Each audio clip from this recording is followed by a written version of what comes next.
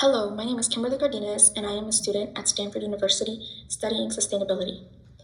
I am a human biology major, which is why I help care for the health of Richmond residents. I lived in Richmond, and I believe we can implement some air pollution solutions that will significantly improve the lives of local residents. The Freedom to Breathe study compared pollutant exposure in Richmond, an industrial community near an oil refinery, to Bolinas, which is a rural community. 153 compounds were analyzed, including particulates and endocrine disruptors. The findings pointed to higher pollutant concentration in Richmond when compared to Bolinas. Richmond residents thus face higher pollutant exposure than these rural areas, with vanadium, nickel, and PM2 levels that exceed state standards. For example, in Richmond, nearly half of the homes exceed PM2 limits, and asthma rates are higher than 90% of the state. This Chevron refinery also leads to premature deaths because the indoor air reflects the outdoor emissions near the refinery. I want to talk how this connects to jobs, media influence, and settlements, and leads to a cycle of pollution and power. Chevron is Richmond's largest employer, taxpayer, and polluter. Chevron profits more than $21 billion each year, but this comes with significantly public health costs for Richmond, California. The emissions also cause higher cardiovascular disease within the community and other issues related to lung and heart disease. According to the data, a lot of childhood asthma is due to the pollution from the Chevron refinery. Experts estimate a total of 5 to 11 premature deaths each year because of the pollution in Richmond. Richmond is a working class city of about 115,000 people, who half of them are Latino, and most of the people who work at the Chevron refinery actually live outside of the city. These means that although Chevron does create jobs, most of them are not to the benefit of Richmond residents, which is why I come here today to propose solutions to improve the health of your constituents. I also want to highlight how the refinery retains its power through media influence. Richmond owns one of the most prominent newspapers called the Richmond Standard. However, this was acquired by Chevron, and whoever controls the media controls the mind, skewing the perspective of local residents, preventing them from taking action against the Chevron refinery. Now on to settlements. Richmond settled the 2012 refinery fire lawsuit with $5 million, and in 2024, $550 million were given in settlement to avoid a ballot tax. This settlement was spread over 10 years, and I hope to bring up policies that can end the cycle of polluting and covering it up with money, because it is time to break the cycle. Here I want to talk about the root causes of pollution in Richmond. Cause number 1 is the lack of continuous air monitoring. Please take a look at a map on the left side. This map was made by Richmond Groundworks, and they have an initiative to install purple air sensors throughout the community, because as you can see over to the right side and under, we have Berkeley, which has many more sensors that monitor air quality, and to the left, we have San Francisco on the bottom, and they also have a lot of sensors, which Richmond has been lacking in. This partnership tried to improve this, however, we need these more widely available throughout all of Richmond with much more government involvement.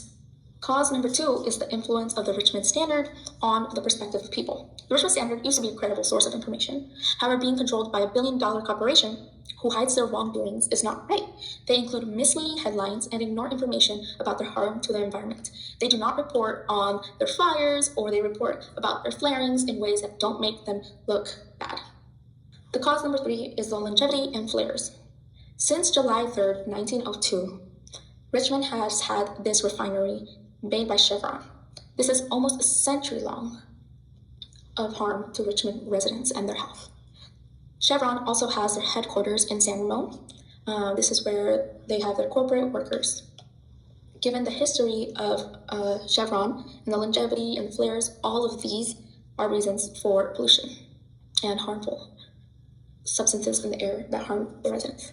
Now I want to talk about solutions that I came up with after a lot of research. Solution number 1 is having community partners.